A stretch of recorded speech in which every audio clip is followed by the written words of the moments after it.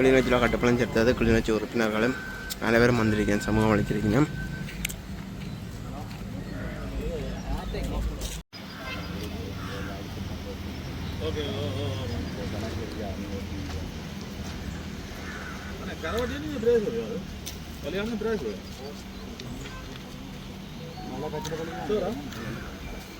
கடத்துல பிரேஸ் வரோ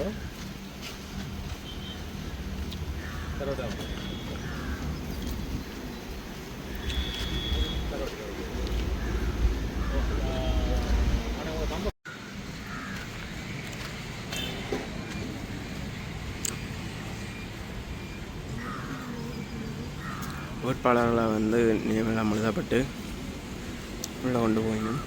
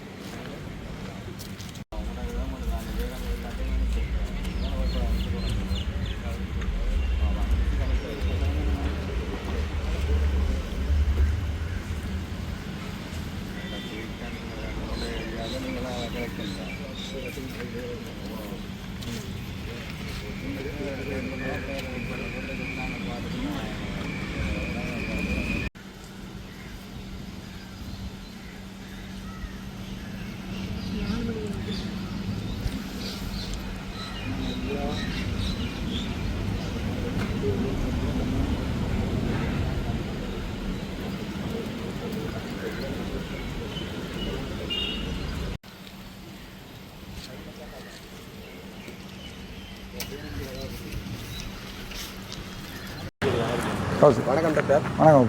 இப்போ வந்து உள்ளூராட்சி சபை தேர்தல் நடக்குது. இதில் வந்து எங்களை யாழ்ப்பாண மக்கள் வந்து கரையோர மக்களும் சரி, விவசாயம் செய்கிற மக்களும் சரி, சரியாக வந்து இப்போ பாதிக்கப்பட்டிருக்கீங்க. இப்போ நீங்கள் உள்ளூராட்சி சபை தேர்தல் ஜெயிச்சா அவங்களுக்கு என்ன மாதிரி செய்கிற ஐடியாவில் இருக்கீங்க? நான் உங்களுக்கு பார்லிமெண்ட்டில் காய்ச்சிருப்பேன், நீங்கள் பார்த்தீங்களோ தெரியாது. கரையோர மக்களை ஃபஸ்ட்டாக பார்ப்போம். அதில் கரையோர மக்களுண்ட வாழ்வாதாரத்துக்கண்டு 280 மில்லியன் யாழ்ப்பாணத்துக்கு ஒதுக்கப்பட்டது எங்கேன்னு தெரியாது. அதை விட தையீட்டிக்கு வந்து ஏற்கனவே 400-600 செலவழிக்கப்பட்டது. அந்த தையீட்டு இதுக்கு திருப்பி தையீட்டி இல்லை, மயிலட்டி துறைமுகத்துக்கு திருப்பியும் 200 மில்லியன் ஒதுக்கியிருக்கணும் அங்கேன்னு தெரியாது. ஆனால் போன முறை யாழ்ப்பாண டிசிசி மீட்டிங்கில் வந்து எங்களுடைய அமைச்சர் சொன்னவர் தனக்கு ஒரு 500 மில்லியன் இருக்குது, அதை கொண்டே குறியாட்டுவான் கட்ட போகிறாருண்டு. அப்போ அது உண்மையாக அது மக்களுக்கு வந்த காசு. அது குறியாட்டுவான போது கேள்வி கேட்டுனா இன்னும் அதுக்குரிய பதில் இல்லை. பாராளுமன்றத்தில் கேட்டால் பதில் இல்லை. மற்றது இந்த முறை விவசாயத்துறையில் நான் நினைக்கிறேன் கிட்டத்தட்ட பில்லியன் கணக்கான காசு தெற்குக்கு அவை ஒதுக்கியிருக்கணும். அதில் வடக்கு கிழக்கு கொண்டும் இல்லை, 0% நான் அதை பார்த்துன்னு சொன்னேன். வடக்கு கிழக்கில் விவசாய மக்களுக்கு ஒரு ப்ரொஜெக்டும் இல்லை. இப்போ அந்த வகையில் வந்து எங்களை யாழ்ப்பாண மக்கள் வந்து விவசாயம் செய்து அந்த மரக்கறியில் வந்து சந்தைப்படுத்துறது சரியான சிரமப்பட்டு ஒன்று இங்கே கட்டியிருக்கி நம்ம இங்கே எதில் என்ன சாவச்சேரியில் மத்திய சந்தைப்படுத்தலையே மட்டும் அது அப்படியே நிற்குது. போன முறை கிளிநொச்சி டிசிசி மீட்டிங், கிளிநொச்சியில் யாழ்ப்பாண டிசிசி மீட்டிங்கில் அது சம்மந்தமாக கேட்டு நாங்கள் இந்த 21ஆம் தேதி எங்கள்ட வரவு செலவு திட்டம் முடிய அதுக்கு பிறகு 25-26ஆம் தேதி இந்த சாவச்சேரி மத்திய பொருளாதார நிலையத்தை இப்படி திருப்பி மீளமைக்கிறேன்னு சொல்லி அது ஏதோ அதில் ஆக்கள் கூடுறது குறைவுன்னு சொல்லி ஒரு குறைபாடு ஒன்று இருக்குது. அப்போ அதில் சந்தைப்படுத்துகிற சம்மந்தமாக யோசிக்கிறேன். ஆனால் நான் என்னுடைய பிரதேச சபை வந்தால் அந்த தேவையெல்லாம் வரியார விடுறது, சனத்திட்ட வரியார விட்டு கொண்டே பேங்குகளில் போட்டு பிரியோசனம் இல்லை தானே வரியார விடுறது. மற்றது ஏற்கனவே எந்தெந்த பிரதேச சபையில் இந்த முடக்கி சேவிங்கில் இருக்கிற காசு இருக்கோ இல்லாமல் எடுத்து சந்தை முழுக்க கட்டுப்படும். பிரதேச சபையில் இருக்கிற காசு வந்து முழுக்க செலவழிச்சு போட்டாங்க. இல்லையாண்டு வேண்டதை வழியாக கொண்டே பேங்கில் போட்டு வச்சிருக்க விட மாட்டேன். அது மட்டும் இல்லை, இப்போ மழை காலங்கள் வந்து அங்கே மக்கள் வந்து கஷ்டப்படுற உங்களுக்கு வடிவாக தெரியும். அப்படி கிடையாது, அதுக்கு வடிகால அமைப்புகள் என்ன மாதிரி செய்கிறேன். யாழ்ப்பாணம் ஒரு பெரிய பிரச்சனை. இப்போ கிளிநொச்சியை பொறுத்த வரைக்கும் பிரச்சனை இல்லைன்னா கிட்ட குளங்கள் இருக்கிறபடியாக பிரச்சனை இல்லை. ஆனாலும் கிளிநொச்சியில் அந்த 35 37 அடி அந்த 2 அடி தண்ணியே இப்போ விரியமாக போய் கொண்டிருக்கு. நான் நினைக்கிறேன் ஒரு வயலுக்கு 5 7 அடி வரைக்கும் விழாமாக்கும். இப்போ மாசி பங்குனிலையும் சில இடங்களில் தண்ணியை சும்மா மேலதிகமாக திறந்து விடி நம்ம கேள்விப்பட்டிருக்கேன். மற்ற அந்த வழக்கையாறு இல்லை இதில் கிளிநொச்சியில் மேலே உங்களை மாங்குள பக்கம் ஒரு ஆறு ஒன்று கட்டுற ஒரு டேம் ஒன்று கட்டுற பிளான் ஒன்றும் இருந்தது. முக்கியமாக யாழ்ப்பாணத்தில் வடிகால் அமைப்பெல்லாம் கட்டுப்படும். அப்போ இந்த மாதிரி உள்ளூராட்சி சபை தேர்தலுக்கு சபைகளுக்கு கூட காசு ஒதுக்கி இருக்கணும். வளமே அந்த வார காசுகள் எங்கே போகிறேன்னு ஒருத்தருக்கும் தெரியாது. இந்த மாதிரி எல்லாமே வெப்சைட்லையும் லைவ்லையும் பார்க்கக்கூடியா இருக்கும். அவ்வளோ காசு ஒதுக்கப்பட்டிருக்கு, அவ்வளோ எங்கே பாவிக்கப்படுதுன்னு பார்க்கக்கூடியா இருக்குது. நீங்கள் வடக்கில் ஃபுல்லாகவே வடக்கிளியப்பன் மொத்தம் 17 யாழ்ப்பாணத்தை பொறுத்த வரைக்கும். அதில் இப்போ இந்த வரைக்கும் 11 போட்டிருக்கிறோம். அந்த காசு எடுத்து 11 போட்டிருக்கிறோம். கிளிநொச்சியில் 3, பூனேரியை விட்டு மிச்சம் 2 மண்டே காசு கட்டுறோம். இப்போ மன்னாரில் 5, அதில் 3 கட்டுப்பட்டுட்டு, மன்னாரில் வவுனியாவில் புதுக்குடியிருப்பு 4, அதில் 2 கட்டுப்பட்டுட்டு கிடந்த காசுக்கு கட்டியிருக்கிறேன். நாளைக்கு காலைமைகளில் காசு வந்தால் மிச்சாக்கள்லையும் கட்டுவோம். சரி சரி.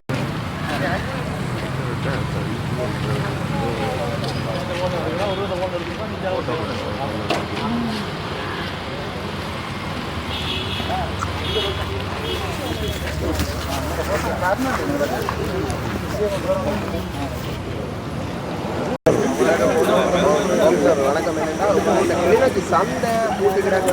இல்லை, அது கிளிநொச்சி கரைச்சி பெரிய சபை நினைக்கிறேன். அது ஒரு பெரிய பிரச்சனையான பெரிய சபை நான் கேள்விப்பட்டிருக்கேன். பட் கணக்க காசுகள் சம்பந்தமான பிரச்சனைகளும் போய்கொண்டிருக்கு. அதில் ஏதோ அது வந்து ஏதோ ஒரு உலக வங்கியோ அல்லது ஏதோ ஒரு ஏடிபின்ற டெவலப்மெண்ட்லாம் அந்த கடை கட்டுப்பட்டேன்னு கேள்விப்பட்டேன் நான்.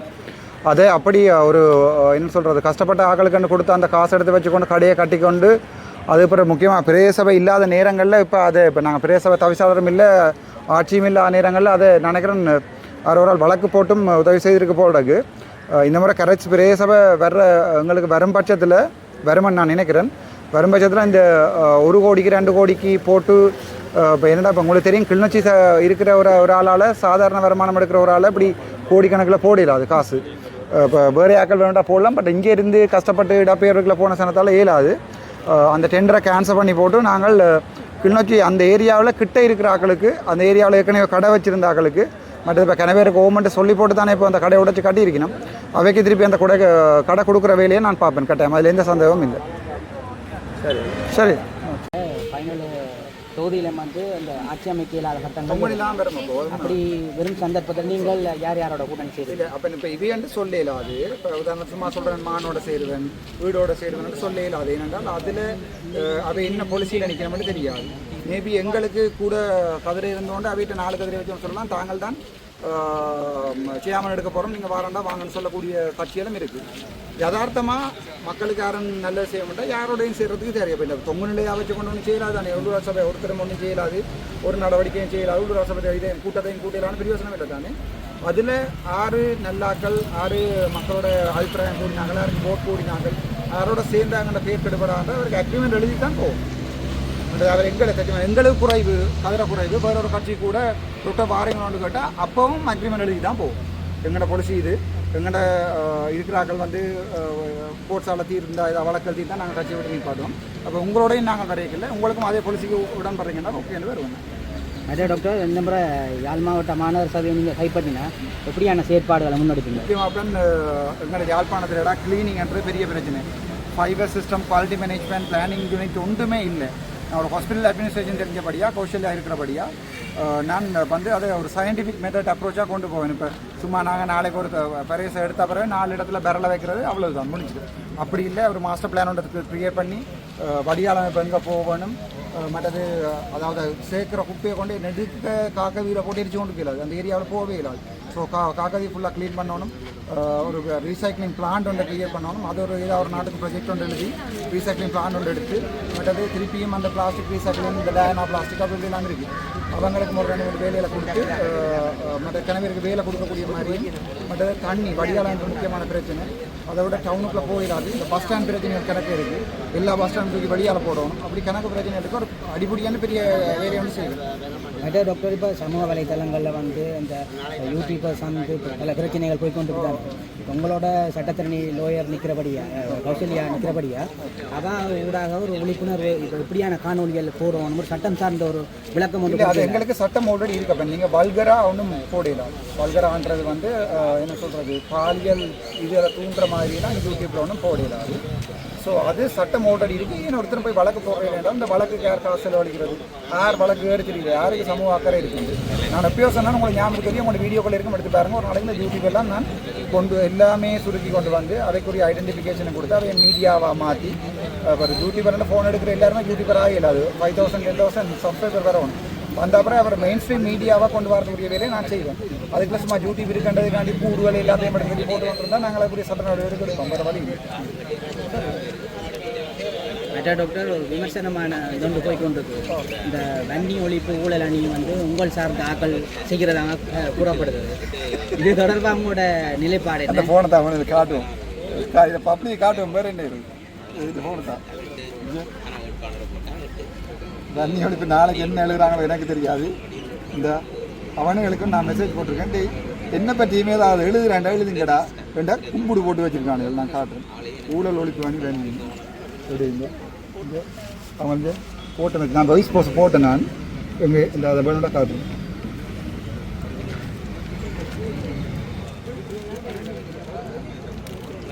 அப்போ நெல்லில் பாரபட்சம் பார்க்க வேண்டாம். மேபி நான் பிள்ளையான ஆளாக இருக்கலாம். அப்படி ஏதாவது இருந்தால் தாராளமாக போடலாம். அப்போ நீங்கள் என்கிட்ட கேட்டாலும் நான் பதில் சொல்லுவேன். இப்போ 5 பிரதேச சபைக்கு கட்டியிருக்கிறேன், 12 பிரதேச சபைக்கும் காசு சேர்த்து கொண்டு தான் இருக்கிறேன். நான் ஓப்பனாகவே சொல்லியிருக்கிறேன். ஒரு நாள்லேருந்து அனுப்பி கொண்டிருக்கிறோம். அதை எடுத்து நாளைக்கு எப்படியும் ஒரு மிச்சம் பண்ணல ஒரு 6 அல்லது 8 10 நாளில் மிச்ச 4 கட்டுவேன். 12 மணிக்கு 4 கட்டுன்னு நினைக்கிறேன். மொத்தம் 17 பெரும்பாலும் கட்டுவோம். அது தவிர வவுனியாவிலே கட்டுப்பட்டு கொண்டிருக்கு, ட்ரிங்கோ கட்டுப்படுது, பண்டிகளோ கட்டுப்படுது. இப்போ சிங்கள ஏரியா இல்லாத எல்லா இடம் கட்டுப்படுது. கேட்ட காசும் நான் திருப்பி கொடுக்கணும். வேண்டி தான் நான் திருப்பி கொடுக்கலாம். வேணுமானாக்கள் 86 12 0 32 95 என்னோட ஐடென்டி கார்டு நம்பர் அங்கே போய் தேடி அடித்து பார்த்து இருந்தால் ஸ்க்ரீன்ஷாட் எடுத்து போடுவோம். ஒரு பிரச்சனை அவங்களுக்கே நான் மெசேஜ் போட்டிருக்கேன். என்னில் எதுவும் பிள்ளைகள் இருந்தாலும் போடுங்கடாப்பா. எனக்கு நான் இன்றைக்கு மெசேஜ் அனுப்ப மாட்டேன். நானே கும்பிடு போட்டேன். இவங்க சும்மா அடி கொண்டிருக்காங்க. வன்னி உள்ள ஒழிப்பீங்க நான் தான் செய்ய வேண்டாம். நல்ல வேலை செஞ்சு கொண்டிருக்காங்க. நான் அவங்களுக்கே அட்வைஸ் பண்ணியிருக்கேன். அவங்களோட ப்ரொஃபைல் வந்து லொக்காக இருக்கிறதுக்கு என்னென்ன செய்யணும் ரெண்டாவங்களோட என்னோட கண்டாக்ட் பண்ணினவங்க கண்டாக்ட் பண்ணி சொன்னாங்க. டாக்டர் எனக்கும் ஒரு போஸ்ட் போட்டிருக்காங்க. அல்ஃபா மேல நினச்சி கொண்டிருக்காரு. இது ஒரு போஸ்ட் ஷேர் பண்ணி தான் இருக்குது. எனக்கு ஒரு கோபம் இல்லை. ஆனால் யாரோ ஒரு கொஞ்சம் பேர் சேர்ந்து தான் செய்து கொண்டிருக்கிறாங்க. நல்ல விடயம்ண்டா நான் ஷேர் பண்ணியிருக்கேன். சில விடயங்களை சில பேர் தனிப்பட்ட ஆக்கள்கிட்ட பாதிக்கப்படுதுன்னா இப்போ எனக்கு கேட்ட அப்புறம் ஷேர் பண்ணி போட்டு ஷேர் பண்ணுறது குற்றம் இல்லையா? இப்போ எழுதுறது தான் குற்றம். ஆனால் அவங்க எழுதினதில் குற்றங்களில் பிழையானது என்றால் அதை நிரூபிக்கணும். இப்போ எனக்கு எதுவும் எழுதினா நான் இந்த ஐடென்டி கார்டை போட்டு இந்த பேங்க் ஸ்க்ரீன்ஷாட்டை போட்டு எல்லாமே நிரூபிக்கிறேன் தானே. நான் அப்போ இவை எழுதினாக்கள் இவை நிரூபிக்கணும். சும்மா அவங்களுக்கு இப்போ இன்னொரு கள்ள ப்ரொஃபைல் ஐடி எழுதி அவங்களுக்கு தூசணத்தால் எழுதுற விட்டுட்டு நிரூபிக்கணும். ஒரு பிரச்சனையும் இல்லை. இப்போ உங்களுக்கு பார்த்த உங்களுக்கு விளங்கிருக்குன்னா இப்போ ஐடி எந்த இல்லையாண்டு சார் இந்த சார் நான் எத்தனை மெசேஜ் போட்டுருக்காங்க. தொடக்கத்திலிருந்து நான் எல்லாமே போட்டு கொண்டு தான் இருக்கேன். ஃபர்ஸ்ட்டாக போட்ட மெசேஜ் வந்து அழிச்சிட்டாங்களா அவங்க போட்டது. ஏதோ நக்கலாக போட்டு எனக்கும் போட்டிருந்தாங்க. ஐயா வணக்கம் இந்த இடம் நான் வெரி ஓப்பன். அப்போ நான் இது நான் நடத்துகிற ப்ரொஃபைல் இல்லையாடாப்பா. நான் அப்படி போடுறேன்டா நான் எந்த ப்ரொஃபைல்லேயே போட்டு வளர்க்க வேண்டியிருப்பேன். நான் நிறைய ஒரு ஆள் போடுறேன்டா எந்த ப்ரொஃபைல்லேயே போட்டுருப்பேன். நான் ஒரு சில விடயங்கள் பாராளுமன்ற காய்ச்சினா அதுக்கு எவிடன்ஸ் இருக்குது. காட்டுற சரியில்லை, டீசென்ட் இல்லாத இல்லை. பட் அது வழக்கு போடுறோன்னா நாங்கள் நீதிமன்றத்துக்கு கொடுக்கறது ரெடியாக இருக்கோம். மெட்டா டாக்டர் இப்போ தேர்தல் காலம் என்றபடியாக பார்லிமெண்ட் எம்பிமாருக்கு வந்து பாதுகாப்பு கூடுதலாக தேவைப்படும் தானே. அப்படியான சந்தர்ப்பத்தில் நீங்கள் அதை ஒன்றும் எதிர்பார்க்கிறீங்க? இப்போ இவர்கிட்ட கொடுத்துருக்குறோம். நாங்கள் யார்கிட்ட இருந்தால் சபாநாயகர்கிட்ட கொடுத்துருக்குறோம். அதை சீனியர் டிஹெச்சுக்கு எல்லாம் அனுப்பியிருக்கணும். அவள் பாதுகாப்பு தர மாதிரி இல்லை. என்னோட அவைக்கு ஜாழ்ப்பாணத்தை பொறுத்த வரைக்கும் நான் ஒரு பிரச்சனை ஆனாலும் இப்போ அந்த நலிந்த ஜேசு அந்த மெசேஜை காட்டுங்க. இந்த என்பிபி ஏதாவது செய்யறா பிரயோசனமாக செய்யணும். ஒன்றில் என்ன சுட வேணும். அதை விட்டுட்டு இந்த நலிந்த ஜேசு சொல்லியிருக்கிற கேபினட் ஸ்போக் பர்சன் டாக்டர் நலிந்த ஜேசு said today the government expects that the speaker will take some action against Jaffna district MP Ramana Arjuna. என்ன ஆக்ஷன் எடுக்க போறீங்க? ஆரோ ஒரு ஆள்கிட்ட பேரை போட்டு நான் தான் கதைச்சினா மண்டுடாப்பா. உங்களுக்கு தெரியுமா? இப்போ வந்திருக்கு நான் தான் காய்ச்சினா மண்டு பிமல் ராஜ்நாயக சொல்லிக்க வேண்டாம். நீங்கள் எங்கேண்டு பார்த்து கொண்டுக்கிறீங்க அர்ஜுனா கதைக்கிறது வீடியோ போடுறது. எங்கேயாவது நான் அந்த சம்மந்தப்பட்ட லோயரை பற்றி காய்ச்சிப்பேனா? கதைக்காத எங்கடா கன்சர்ட்ல இருந்து நீக்கிறது. இவங்க இப்போ என்பிபிக்கு பெரிய பிரச்சனை. இப்போ வடக்கு மாநிலத்தில் நான் தான் பெரிய பிரச்சனை. எனக்கு என்ன ஆக்ஷன் எடுக்க போகிறாங்க? நானே ஆகஸ்ட் விட்டுட்டு மாகாண சபைக்கு வந்துட்டேன். இவங்க இப்போ நான் யோசிக்கல என்பிபி இப்படி கீழ்த்திரமா எல்லாம் ரங்கு பண்ணி இப்படி இப்போ அமைச்சர் சந்திரசேகருக்கு அடியிலின்னு அடிச்சுட்டேன். இப்போ இவன் வந்து முதல் என்னோட கேட்டு கொண்டு வந்தவ டாக்டர் சமாதானமாக போக மாட்டோம். சமாதானம் போகும்னு பார்த்தா இவன் என்ன நியூட்ரலைஸ் கொண்டு நாங்கள் எப்படி தலைவரை 2002ஆம் ஆண்டு சமாதான உடன்படிக்கைன்னு சொல்லி போட்டு அது பிறகு இவங்க ஆயுதம் எல்லாத்தையும் சேர்த்து அடியடி நடித்தாங்களோ அந்த மாதிரி என்ன எங்களுக்கு தங்களுக்கு அடிக்க வேணாம்னு சொல்லி போட்டு சமாதானம் பண்ணி சொல்லிட்டு இவன் உள்ளுக்குள்ளால போய் நான் சேர்த்த உள்ளூராட்சி ஆக்களுக்கெல்லாம் 50,000 20,000 கொடுக்குறான்லாம் கழிச்சிருக்கணும். கொடுத்துட்டு நம்ம கொடுக்கல எனக்கு தெரியாது. அதெல்லாம் எனக்கு முதல் வாரண்டை முக்கியமாக 90 பக்கம் இருந்து வாரண்டை எல்லாரும் சில பேர் அங்கே போயிட்டு நான் போஸ்டர் போட்டிருக்கேன். அந்த காசை பண்ணிக்கொண்டு இங்கே ஓடியாங்கடாண்டு. அப்போ இவன் ஒரு என்ன சொல்கிறது ஒரு அரசாங்கம் இப்படி ஒரு கேவலமாக நான் கன்சார்ட்டில் கதைக்காததையே கதைச்சாண்டு போட்டு கதைக்காதங்கட ரிமூவ் பண்ணுறது. நான் நீங்கள் இந்த வீடியோ எல்லாமே எடுத்து போட்டுருப்பீங்க தானே, ஒரு இடமே சம்மந்தப்பட்ட லோயர் சம்மந்தமாக நான் கதைக்கிறேன். என் முகப்புத்தகத்தில் சம்மந்தம் அவள் என் பேரை போட்டு எழுதியிருந்தவா, நான் அவள் அப்படி எழுதவே இல்லை. அவளோட பேரை போட்டு ஒன்றுமே நான் எழுதலை. முகப்புத்தில் எழுதினது என்ன கன்சர்னில் நிற்கிறது. அப்போ எனக்கு அது தெரியல. அடுத்ததே சிக்ஸர் என்ன வேணும் ஆடட்டும், எனக்கு ஐ டோன்ட் கேர்.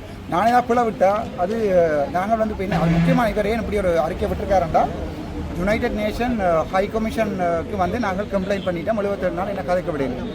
ஸோ அது ஒரு எங்கள்கிட்ட உங்களுக்கே தெரியும், எங்கள்கிட்ட முள்ளிவாய்க்கால் படுகொலையை ஒரு இன அழிப்பு படுகொலைன்றதை இவை ஏற்றுக்கொள்ளாமல் எங்களோட ஜனாதிபதியே சொல்லியிருக்காரு அங்கே இன அழிப்பு நடக்கலையே. சர்வதேச விசாரணையை எங்களோட சுமந்திரனாக்கள் கூட்டி கொடுத்து விபச்சாரம் செய்து கடைசியாக அந்த சர்வதேச விசாரணையும் இல்லாமல் பண்ணிடணும். இப்போ சர்வதேச விசாரணை கேட்க போகிற ஒரே ஒரு ஆள் நான் மட்டும்தான். ஸோ அவைக்கு ஏதாவது ஒரு ஆக்ஷன் எடுக்கணும் என்றால் இதே பிமல் ரத்நாயக்கு, இதே என்ன பேர் அவருக்கு யாரோ ஒரு எம்பி, எனக்கு முதல் பைத்தியம் சொன்னார் அவர், என்ன எம்பி, ஜெயஸ்ரீ ரத்நாயக்கு மீடியா மேனியாண்டு கதைச்சால் பிள்ளைக்கு. அப்போ நாங்கள் பிமல் ரத்நாயக்கு எதிராக ஆக்ஷன் எடுக்கணும். இவர் தாங்கள் கதைக்கலாம், நான் யாருக்குமே பைத்தியம் இந்த வரைக்கும் சொன்னேன். ஏன்னா நான் ஒரு டாக்டருக்கு நான் ஒரு ஆளை பார்த்து இதாக பைத்தியம்ண்டா அது டயக்னோசிஸ் தான், அது எனக்கு எஸ்எல்எம்சியில் ஆக்ஷன் கூட எடுக்கலாம். அதெல்லாம் நாங்கள் வாயத்துறக்க மாட்டோம், சும்மா கூட விசாரான்னு கேட்க மாட்டோம். நாங்கள் இவன் ஒரு கேவலமான அரசியல் நினைக்கிறேன். முக்கியமாக அந்த இல்லாத 3 நாள் கனவேர் குளற இருக்கணும். நான் போனால் அப்புறம் கேட்பேன் அது. சரி செயல்படுவீங்களா இல்லை நீங்கள் தன்னிச்சையாக முடிவெடுப்பீங்களா? இல்லை, அட்மினிஸ்ட்ரேஷனை பொறுத்தவரையில் உண்மையிலேயே டாக்டர் வந்து நிறைய விஷயங்கள் எனக்கு சொல்லித்தராங்க. நான் ஒரு அடிப்படையில் ஒரு லோயராக இருக்கிறதால வந்து எனக்கு அட்மினிஸ்ட்ரேஷன் விஷயங்கள் வந்து நிறைய அதை பற்றி உண்மையிலேயே ஒரு அறிவுன்றது தேவை. அது சும்மா எடுத்த உடனே வந்து அட்மினிஸ்ட்ரேஷன் லெவலில் வந்து எடுத்தவங்க செய்யலாம். அது அப்போ அதுக்கான ஒரு சொல்லி கேட்குறத விட அட்வைஸுகளை நான் எடுத்துக்கொள்வேன். இப்போ எனக்குமே இது ஃபர்ஸ்ட் டைம் தானே, அப்போ அதுக்குரிய வந்து அட்வைஸுகளை நான் எடுத்துக்கொள்வேன். சில விஷயங்களை நான் தன்னிச்சையாக அட்வைஸுகளை எடுத்துக்கொண்டு நான் தன்னிச்சையாக எனக்குரிய முடிவுகளை எடுப்பேன். ஓகே, பாராளுமன்ற தேர்தல், உள்ளூராட்சி தேர்தல், ரெண்டில் எது சுமையாக தெரியும்? எனக்கு பாராளுமன்ற தேர்தல் அதுதான் சுமையாக தெரியும். வேலை திட்டங்களை பொறுத்தளவில் எனக்கு பாராளுமன்ற தேர்தலும் கஷ்டமாக இருந்தது. ஏனெண்டா டாக்டரும் வந்து அந்த டைமில் ஜெயிலுக்கு போயிருந்தவர், ஒரு நாள் கிடச்சிது. அந்த ஒரு நாளைக்குள்ளே 9 பேர் எடுக்க வேண்டிய சூழ்நிலை வந்தது. அதோடு எனக்கு அந்த நானும் அரசியல் லைஃபுக்குள்ளே இறங்கின ஃபர்ஸ்ட் டைம் நிறைய விமர்சனங்கள் எனக்கு வந்தது. அதில் இருந்து அதானே இப்போ நானும் இறங்கின ஃபர்ஸ்ட் டைம் நிறைய விஷயங்களை கேட்டு இப்போ அந்த விஷயங்களை கேட்கக்குள்ள எனக்கு விமர்சனங்களை தாங்கக்கூடிய ஒரு நிலைமை வந்துட்டு இருந்தது. அப்போ பாராளுமன்ற தேர்தலில் எனக்கு உண்மையிலேயே பெரிய ஒரு பேர்டனாக இருந்தது. எங்கள் எல்லாருக்குமே அது ஒரு முதலாவது அரசியல் களம், மற்றது பெரிய தேர்தல். அதை விட இது ஒரு எங்கட வடக்கு மாகாணத்துக்குள்ளபடியால் பெரிய தேர்தல். எனக்கு அந்த சுமான்றது வந்து பாராளுமன்ற தேர்தலில் அதிகமாக இருந்தது.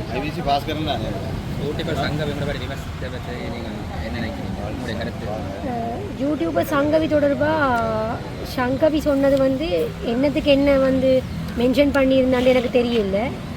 சம்டைம் டாக்டர் ஷேர் பண்ணியிருந்ததால் என்னையும் அதுக்குள்ள வந்து எடுத்திருக்கிறா. நான் வடிவாக கிளியராக சொல்லிட்டேன். அதுக்கு வந்து எவ்வளவோ பேர் ஷேர் பண்ணிக்க வந்து அதில் டாக்டரும் ஷேர் பண்ணியிருந்தது. அது உங்களுக்கு பிரச்சனையாக தெரிஞ்சுதா அல்லது வந்து அதை நாங்கள் தான் அந்த ஊழல் ஒழிப்பு அணியை வந்து செயற்படுத்துகிறோம்ன்ற யோசிச்சு கொண்டு சொன்னீங்களான்னு எனக்கு தெரியல. ஆனால் உண்மையிலேயே அந்த அணிக்கும் எங்களுக்கும் சம்மந்தம் இல்லை. இதுவே டாக்டர் ஒரு பிழையான வேலை செஞ்சாலும் அவங்க அதையும் தூக்கி ஸ்க்ரீன்ஷாட்டோட போடுறதுக்கு ரெடியாக இருக்கிறாங்க. சங்கவிக்கு நான் சொன்ன அட்வைஸை விட ஊழல் ஒழிப்பு அணிக்கு தான் சொல்லியிருக்கிறேன். ஒரு பெண்கள் சம்மந்தப்பட்ட ஒரு பிரச்சனை வரையக்குள்ள அந்த பிரச்சனை சம்மந்தமாக குறிப்பிட்ட அது நானாகவும் இருக்கலாம், இன்னொரு பெண்ணாகவும் இருக்கலாம், அந்த பெண்ணுக்கு பர்சனலாக இன்ஃபார்ம் பண்ணுங்கள் அல்லது வார்னிங் கொடுங்க. அது சம்மந்தமாக தெரியப்படுத்தி போட்டு ஏதாவது ஒரு நடவடிக்கை, அது சம்மந்தமாக போலீஸ் நடவடிக்கைகளோ அல்லது சம்மந்தமாக ஜிஎஸ் முறைப்பாடுகளோ ஏதாவது செய்யுங்க. அதை பப்ளிக்காக வந்து ஃபேஸ்புக்கில் போடக்குள்ளே நானுமே அது சம்மந்தமாக இன்று வரையில் நான் விமர்சனத்தை இன்று வரைக்குமே நான் அனுபவிச்சு கொண்டு தான் இருக்கிறேன். பாராளுமன்ற தேர்தலேருந்து இப்போ வரையும் நான் அனுபவிச்சு கொண்டு தான் இருக்கிறேன். எத்தனையோ ஃபேக் ப்ரொஃபைல், எத்தனையோ ஃபேக் பேஜுகள், எத்தனையோ வெப்சைட்டுகள் எல்லாத்துலேயுமே போட்டு கொண்டு தான் இருக்கிறாங்க. அது விமர்சனத்தை நான் தாங்க பழகிட்டேன். இப்போ புதுசாக போடக்குள்ளே அதில் தாக்கம் எவ்வளவு இருக்குமென்றது எனக்கு தெரியும். ஒரு குடும்பத்தை பாதிக்கும், அண்ணா தம்பி தங்கச்சியை பாதிக்கும், சொந்தக்காரரை பாதிக்கும், எல்லாருமே பாதிக்கும். அந்த ஒரு பெண்ணை தொடர்பாக போடுறதால ஊழல் சம்பந்தமாக போடைக்கக்கூடிய ஒரு பெண்ணோட படங்களை கூடியளவு போடுறதை தவிர்க்கிறது நல்லம் என்றதான் நான் பொதுவாக ஊழல் வன்னி ஒழிப்பு அணிக்கு தான் நான் இந்த கருத்தை சொல்லவா. ஆள் மேயராக அவங்களை எதிர்பார்க்கலாம். எனக்கு உண்மையாக தெரியல இதில் என்ன சரியான காம்படிஷன் இதில் எல்லா நிறைய கட்சி இறங்குது, சுயேட்சை குழுவும் இறங்குறாங்க.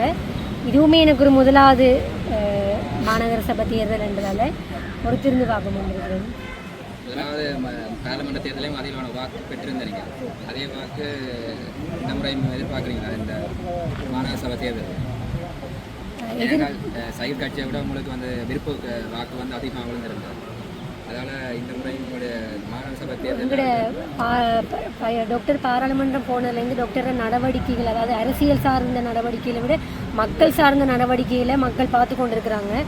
அப்போ மக்களோட அபிப்பிராயத்தின்படியும் இப்போ நான் வடக்கு மாகாணத்தில் மன்னாருக்கு வேணும், வவுனியாவுக்கு வேணும், முல்லைத்தீவுக்கு வேணும்னு நான் ஃபேஸ்புக்கில் அப்லோட் பண்ணி கொண்டிருக்கீங்களோ எனக்கு வந்த ரெஸ்பான்ஸ் வந்து என்ன சொல்கிறது பாசிட்டிவாக இருந்தது எங்களுக்கு. அப்போ அதை வச்சு கொண்டு பார்க்கக்குள்ள எங்களோட அணிக்கு வேறு எல்லா இடங்கள்லையும் ஒரு கணிசமான வாக்கு பெறதுக்கான இதுகள் கூடுன்னு நான் நினைக்கிறேன். மற்றது என்னென்னு சொன்னால் நீங்கள் ஒரு சட்டத்தரணி என்ற வகையில் இப்போ தற்போது வந்து அந்த யூடியூபர்ஸ் வந்து கணக்கு பிரச்சனையில் மாட்டுப்படினு அந்த ஹெல்பிங் வீடியோ செய்கிற ஆக்கள், அப்படியே அந்த ஹெல்பிங் வீடியோ செய்கிற ஆக்கள் வந்து எப்படியான காணொலிகளை போட்டால் இந்த சட்ட சிக்கல்லேருந்து பாதுகாத்து கொள்ளலாம்? நீங்கள் ஒரு சட்டத்தரணி என்ற வகையில் என்ன எப்படி நாங்கள் அதை ஹேண்டில் பண்ணலாம்? இல்லை யூடியூப்ஸில் போடுற வீடியோஸை விடவே எடுக்கிற அந்த வருமானங்கள் வந்து வெளிநாட்டிலேருந்து வர காசுகளுக்கு வந்து கணக்கு காட்டினாலே இப்போ ஓகே. இப்போ ஒவ்வொரு ஆக்களும் இப்போ டாக்டருக்கு தான் நிறைய விமர்சனங்கள் வருது காசு வாங்குறதை பற்றி. ஆனால் நாங்கள் அது சம்மந்தமான யாருமே அடித்து பார்க்கலாம், ஐசி நம்பரை போட்டு யாருமே அடித்து பார்க்கலாம் இங்கேருந்து என்ன வருமானத்துக்கு மீறிய வருமானத்துக்கு மீறிய எங்களுக்கு ஒரு அதிக வேறு இன்கம் வரைக்குள்ளே தான் டேக்ஸ் பிரச்சனைகள் வரும். அது கட்டாமல் இருக்க வேறு கிடைக்கிறது. யூடியூப் போல் வீடியோ போடுறதால மற்றது எஸ்கே கிருஷ்ணா அந்த அதுவும் வந்து உண்மையாக ஒரு பிள்ளையான விஷயமாக தான் இருந்தது. ஒரு பெண்ணாக இருக்கட்டும் ஆணாக இருக்கட்டும் இன்னொரு வீட்டுக்குள்ளே போய் வந்து ஒரு ஆள்ற விருப்பம் இல்லாமல் வீடியோ எடுக்கிறன்றது அத்துமுறை உள்நுழைவு ஸ்ட்ரெஸ் இருக்கும். அது அப்போ அதுகளை தவிர்த்து கொண்டா அவையோட விருப்பங்களோடு எடுக்கிறது நல்ல மண்டி யோசிக்கிறேன். மற்றபடி ஹெல்பிங் வீடியோ செய்கிறார்கள்னு சொன்னால் வர்ற காசுக்கு அதுக்கேற்ற எங்கேருந்து வருது என்னென்ன செலவு செய்யணும் என்றதை காட்டினாலே பிரச்சனைகளை தவிர்த்து கொள்ளலாம். ஏன்னா நாங்களும் உள்ளூராட்சி தேர்தலில் பெரும் வெற்றி பெற்று நீங்கள் ஒரு மேயராக வருவதற்கு எங்களுடைய மனமார்ந்த வாழ்த்துக்கள். நன்றி.